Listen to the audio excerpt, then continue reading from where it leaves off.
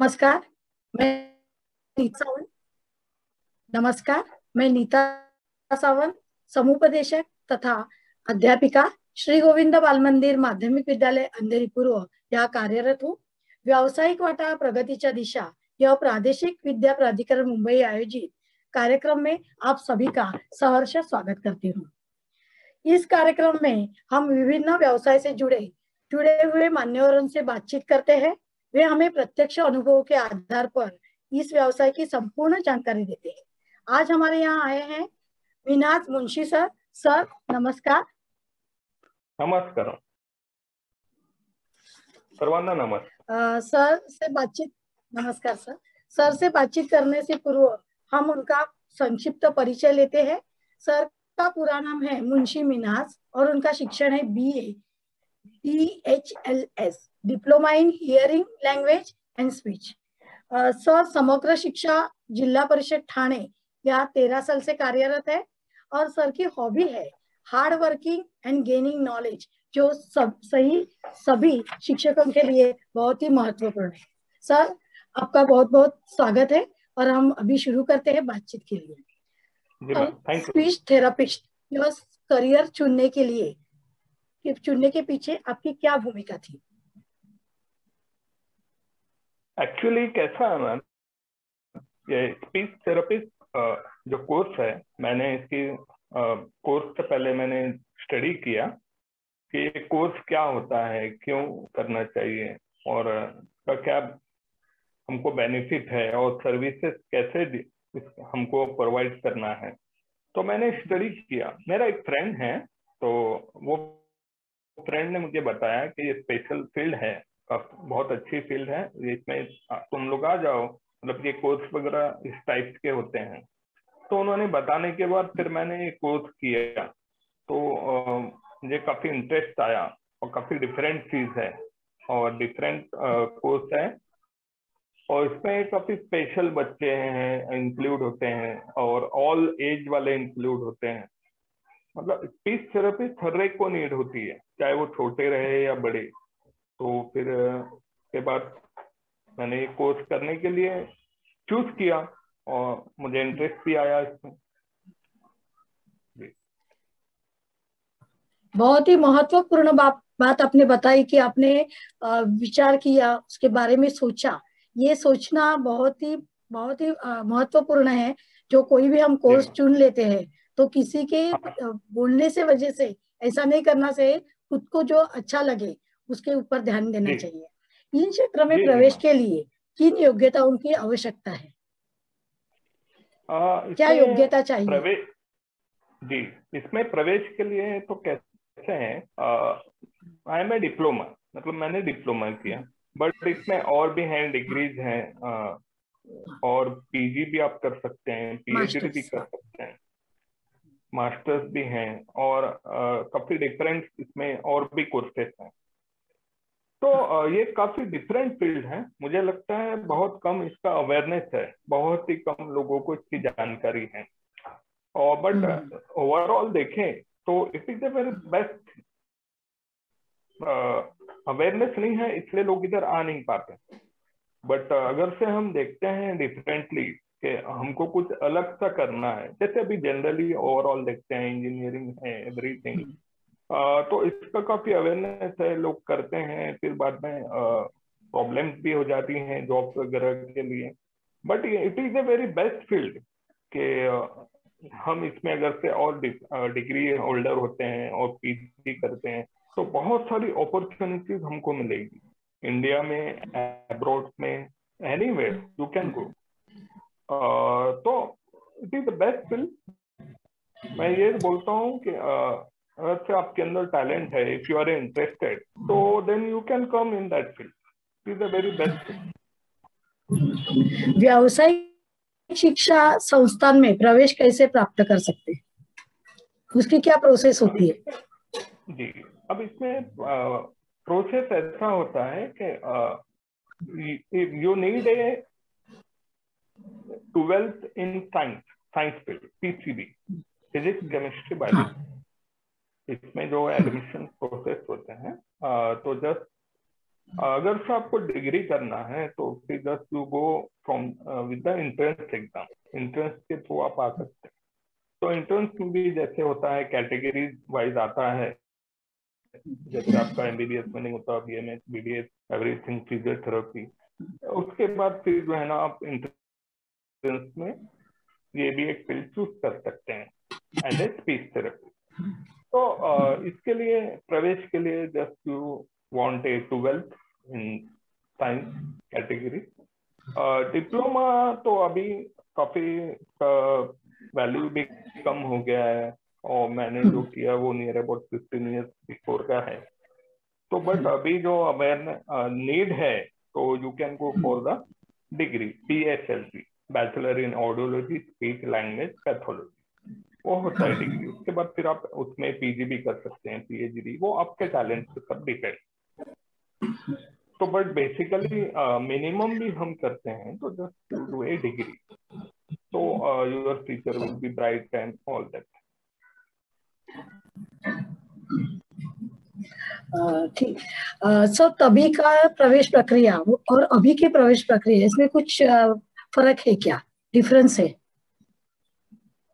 हाँ, डिफरेंस जब आपने तो जी, डिफरेंस तो बट है नहीं, लेकिन जब आप देखते हैं तो मिनिमम आपको 12th में 60% मार्क की नीड होती है। तो बाकी आप डिग्री करते हैं तो फिर प्राइवेट कॉलेजेस भी अवेलेबल हैं, जहाँ आप अपना डोनेशंस वगैरह जो भी रहेगा उनके कैटेगरी वाइज वैसे आपको एडमिशन मिल जाता है। इसके कॉलेजेस भी बहुत कम हैं, और जैसे भी मुंबई में या फिर बड़े बड़े सिटीज में ज्यादातर इसके इंस्टीट्यूट अवेलेबल होते हैं। जैसे अपने मुंबई में भी है Bandra Ali Yavar Jung national institute for speech and hearing disability. Bandra में जो है वो ऑल ओवर इंडिया का सेंटर है। तो it is a centralise course, ये सेंट्रलाइज कोर्स है, तो यू कैन डू एनीवेयर, तो कहाँ भी आप कर सकते हैं और कहाँ भी ज्वाइन जो है ना, नो प्रॉब्लम, एडमिशन मिल जाता। जैसा मैंने किया है हैदराबाद, तो it is from near to my city, Latur से करीब है, तो फिर मैंने हैदराबाद में किया। तो ऑल दैट थिंग वो उस टाइम में भी वही था। आप एडमिशन प्रोसेस आज भी सेम है, बट इफ यू आप डोनेशन पे नहीं कर सकते तो आप इंटरेस्ट थ्रू कर सकते हैं एडमिशन प्रोसेस। आपके काम का स्वरूप कैसा है? काम का स्वरूप तो काफी अपॉर्चुनिटी बहुत है। हमको ऐसा लगता है कि एक कोर्स है, बट इसका स्पेशली बेनिफिट ऐसा है कि इसमें हम दो टाइप के स्पेशलाइजेशन होते हैं, जैसे हेयरिंग एंड स्पीच, श्रवण वाचा। हेयरिंग से जो भी रिलेटेड होता है और स्पीच से। हेयरिंग से जैसे सुनने में कम आता है मोस्टली ऑफ ऑल, बट इसमें होता है कि भाई हम हेयरिंग से जो रिलेटेड है, फिर हेयरिंग टेस्ट करना है, हेयरिंग की काउंसलिंग करना है, फिर हेयरिंग एक्ट वगैरह भी होते हैं, उसमें भी काफी अपॉर्चुनिटीज आपको मिलते हैं। तो ये बेस्ट के आप हेयरिंग एंड स्पीच एक्सपर्ट होते हैं। स्पीच में भी ऐसा स्पीच थेरेपी, जैसे हम देखते हैं कि एबनॉर्मल स्पीच, कुछ बच्चे होते हैं, कुछ बड़े होते हैं, जैसे किसी को स्ट्रोक हो जाता है तो उनका भी स्पीच डिले हो जाता है। जैसे बच्चे होते हैं तो फिर उनका भी कभी कभी स्पीच डिले हो जाता है, कुछ एबनॉर्मल बोलते हैं, कुछ स्टैमरिंग बोल आता है। तो लाइक दैट इसमें काफी अपॉर्चुनिटीज हैं। तो आपको फिर जो है ना कुछ हॉस्पिटल्स में अटैचमेंट मिल जाता है, या फिर आप प्राइवेटली करा, जैसे असिस्टेंट बोल के भी जो है आप ज्वाइन कर लेते हैं।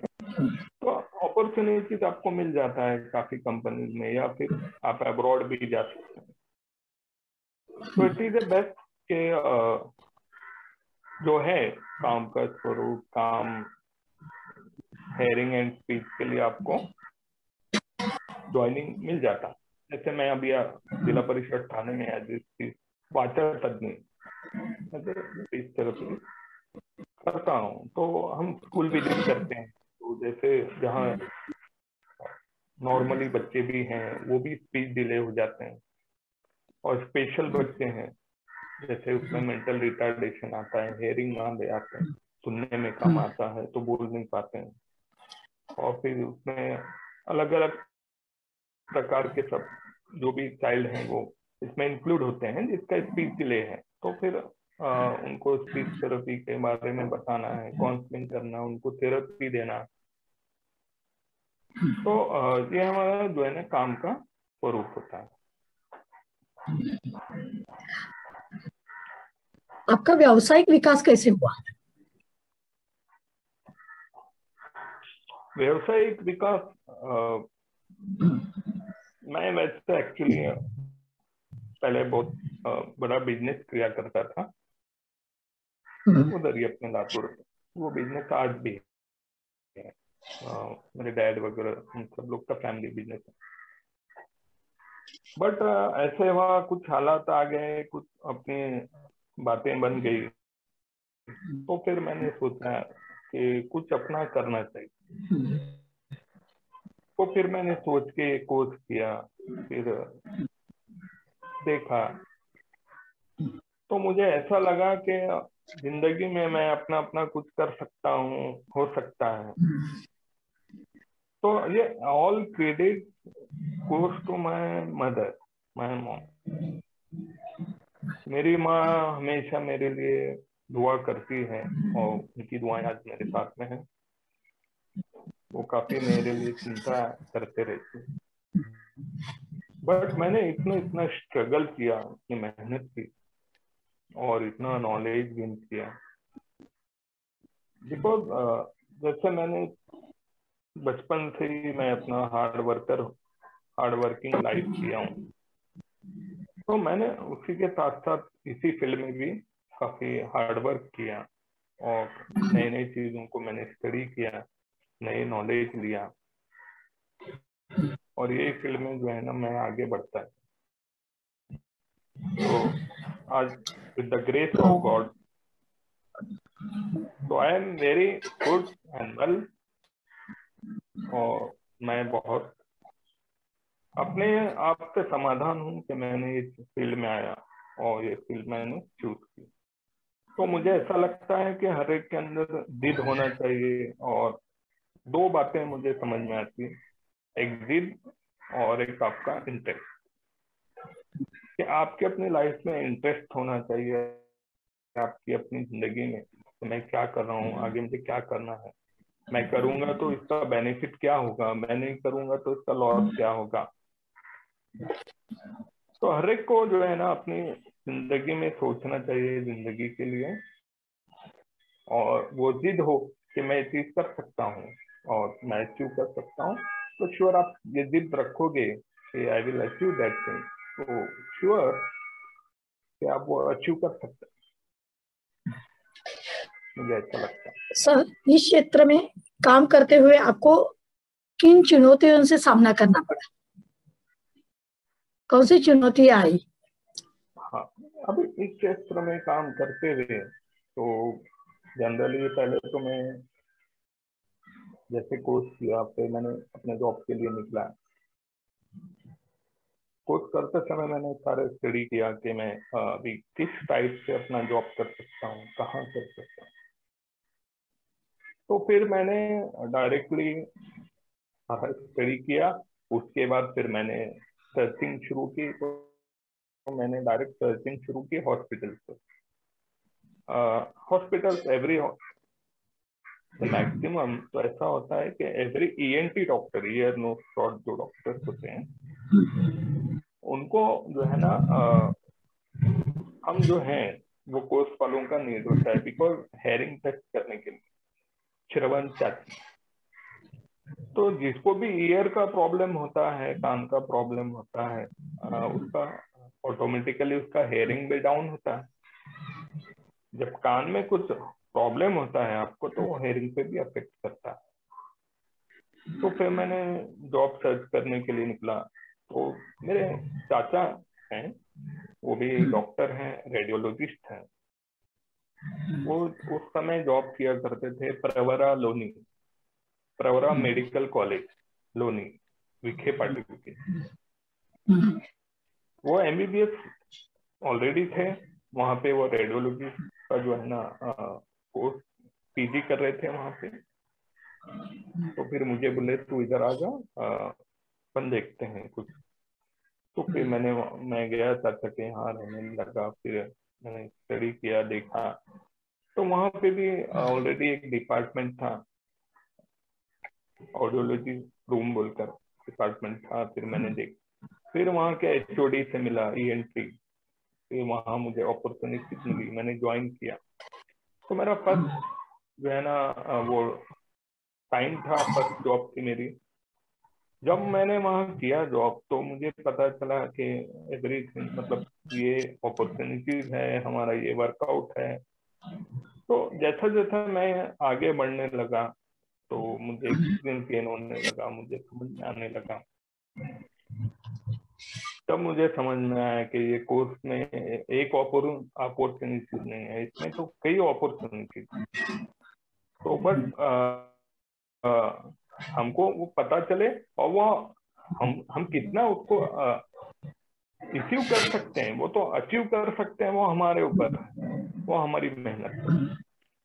फिर मैंने वहाँ जॉब किया। फिर औरंगाबाद आया। फिर मेरे चाचा औरंगाबाद शिफ्ट हो गया, फिर मैंने उनके साथ आया, उधर शिफ्ट हो गया। फिर वहाँ पे हॉस्पिटल ज्वाइन किया, MGM hospital, Mahatma Gandhi medical college, वहाँ पे फिर मैंने जॉब स्टार्ट किया। वहाँ पे आते हैं पेशेंट ऑडियोमेट्री के लिए, हेयरिंग टेस्ट करने के लिए, स्पीच थेरेपी के लिए भी आते हैं। ये कॉम्बिनेशन है, मतलब बहुत जो है ना पेशेंट्स आते रहते हैं। फिर वहां से अपने लाइफ को मैंने स्ट्रगल करते और आगे बढ़ा। उसके बाद फिर मैंने पुणे शिफ्ट हुआ, वहाँ पे रूबी हॉल में मैं ज्वाइन किया। तो मुझे मेहनत करने का बहुत शौक भी है और बहुत इंटरेस्ट भी रहता है, और मैं कुछ नई नई बातें सीखने के लिए हमेशा एक्साइटेड रहता हूँ कि मुझे कुछ नई बातें सीखने को मिलेगी। और फिर नए लोग से नई पहचान और कुछ नई बातें सीखने मिलती हैं, और जिंदगी बहुत कुछ सिखाते रहती है। तो जी, तो फिर मैं रूबी हॉल में ज्वाइन किया। काफी बहुत बेस्ट हॉस्पिटल है, और काफी हर कोई नाम सुनता भी है, जानता भी है रूबी हॉल क्लिनिक। तो उनका और एक सेटअप था कैंप में पुणे। तो जैसे भी जरूरत होती, कभी उधर मैं प्रैक्टिस करता, कभी इधर। तो अपनी लाइफ में मैं इस तरह गेन होता रहा, आगे बढ़ता रहा। तो डायरेक्टली ये चीज मुझे मिली भी नहीं है, और मैं काफी उस समय मुझे लगता है मैं 4000 में जॉब किया करता था, 4000 में, के बाद 6000। तो मैं ये नहीं सोचा यार मुझे पैसे नहीं चाहिए, मैं जहां भी ज्वाइन करता है मुझे पैसे मत दो लेकिन रखो, क्योंकि मुझे अपने फील्ड में आगे बढ़ना। तो मैं फोकस मेरा कभी भी नहीं रहा कि मुझे क्या पेमेंट मिलती है, कितना पैसा मिल रहा है, मैंने कभी भी नहीं सोचा। मुझे बस एक ही एम था मेरा कि बस मुझे नॉलेज गेन करना अपनी फील्ड में, मुझे काफी आगे तक पहुंचना है जहां तक मैं पहुंचता हूँ। तो with the grace of God, ऊपर वाला हमेशा मुझे आगे बढ़ाता रहा और मैं बढ़ता रहा। तो I am always thanks to my God, always thanks to God. फिर आगे बढ़ता रहा। फिर रूबी हॉल ज्वाइन किया। फिर एक दिन मुझे सुबह सुबह कॉल आया 8 बजे। तो मैं देखा मेरे फ्रेंड का कॉल है, मैंने रिसीव किया और बोला क्या है, सो रहा है? तो हाँ यार आज सो रहा हूँ। तो बोला अरे यार मैं पेपर लिया हूँ बोले सामना, वो मुंबई में आया था उसमें 2010। तो बोलना भाई, तो बोले यार मैं तेरा ऐड देख रहा हूँ पेपर में। हाँ, किधर का? बोले जिला परिषद थाने। तो यार मुझे भेजना, फिर फटक से फोटो भेजा, फिर मैंने देखा तो अपने कैटेगरी का था, रिक्वायरमेंट भी अपनी बताया, सब एजुकेशनल ओवरऑल। तो फिर मैं फॉर्म वगैरह भरा, एवरीथिंग। मैंने 2011 यहाँ पे ज्वाइन किया। तो ये सारा अपने को नया नया एरिया, कुछ पता नहीं। मुंबई साइड मोस्टली मैं पुणे तक आया करता था। तो मैं जब इंटरव्यू को आया यहाँ पे, तो सुबह इंटरव्यू था, तो मैंने रात को थाने स्टेशन पे उतरा। मैं बोला यार सुबह कहीं भी अपना लॉज वगैरह कर लेंगे, वहाँ पे आराम करेंगे, तो सुबह सुबह फटक से तैयारी करके बराबर इंटरव्यू में पहुंच पाएंगे। तो रात को जब थाने स्टेशन उतरा, देखता हूँ तो फिर मैं परेशान हो गया। मैं एकदम, मेरे पैर के नीचे से जमीन निकल गई। और मेरे क्या लोग भाग रहे हैं, तो क्या है, कभी लाइफ में देखे नहीं है इतने लोग। और वो स्टेशन, वो ट्रेन है, तो वो वक्त भी निकल गया। फिर जब लॉज में गया रुकने के लिए, देखता हूँ तो सब लोग इधर उधर अलग अलग टाइप के लोग, मुझे काफी डर होने लगा। तो मैं बाहर आ गया। तो थाने स्टेशन के पास, थाने वेस्ट स्टेशन के पास मुझे एक बंदा मिला जो मोमेडन था। और मैंने सलाम किया और बोला चाचा मुझे डर लग रहा है, कल लॉज में जाने, कल मेरा इंटरव्यू है। तो फिर उसके बाद इंटरव्यू है, तो फिर वो बंदा बोला ठीक है आप रुको बेटा, छोटा सा उनका अभी क्लोथ का स्टॉल वगैरह है था, बट अभी कुछ वो अतिक्रमण वगैरह में उड़ गया। तो चाचा मुझे लेके गए अपने घर, थाने वेस्ट कहीं आगे कहीं, और खाना वाना खिलाया। और मैं नया, वो भी नया, मुझे आज भी वो इंसान बिल्कुल हकदार है। और वो कभी जिंदगी में जो है ना गमगीन ना रहेगा, हमेशा खुश रहेगा। वो मैं उसको कभी नहीं भूलूंगा। वो मोमेंट मुझे घर लेके गया, बीवी को पहले बता दिया एक ऐसा ऐसा लेके आ रहा हूँ, हाँ आप खाना वाना बनाओ। वो भी जो है ना बंदी ग्रेट एकदम, उसने बिरयानी बिरयानी बनाई, फिर खाना वाना खाए। और मैं बोला ठीक है तो चलता हूँ मैं। अरे नहीं बेटा अभी कहाँ जाओगे, बोले इतनी रात को, इधर ही आराम करो। अब मुझे डर भी लगने लगा, लेकिन मजबूरी भी थी। मैंने उधर आराम किया। और रात को फिर सुबह उसने उठाया, उठो बेटे टाइम। फिर उसने जो है ना पानी, फिर फ्रेश हुआ, शॉवर लिया, फिर पूरा फ्रेश हुआ। फिर मुझे ऐसा लगने लगा कि बंदा है तो कौन। तो यकीनन मुझे लगता है कि यही लोग आज हैं जो, जिसकी वजह से आज समाज में, दुनिया में सब कुछ बाकी है और बराबर चल रहा है। तो बहुत ग्रेट आदमी, बहुत ग्रेट। तो फिर उसने, मैं गया इंटरव्यू दिया, एवरीथिंग सेलेक्ट हो गया। तो फिर आके बोला चाचा मेरा हो गया। बहुत खुश हुआ मुझे। उस समय की उसकी खुशियां मैं आज भी नहीं भूल सकता हूँ। तो बंदा मुझे बहुत हेल्प किया। तो इस तरह से मैं अपनी लाइफ में स्ट्रगल करते, और बहुत सारा मुझे नॉलेज भी हुआ, और सब कुछ मैं अपनी लाइफ में कर पाया। ज्वाइन किया फिर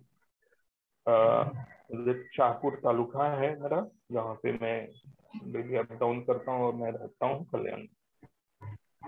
तो इस टाइप से मैं अपना लाइफ में वर्कआउट करके आया और यहाँ तक पहुंचा।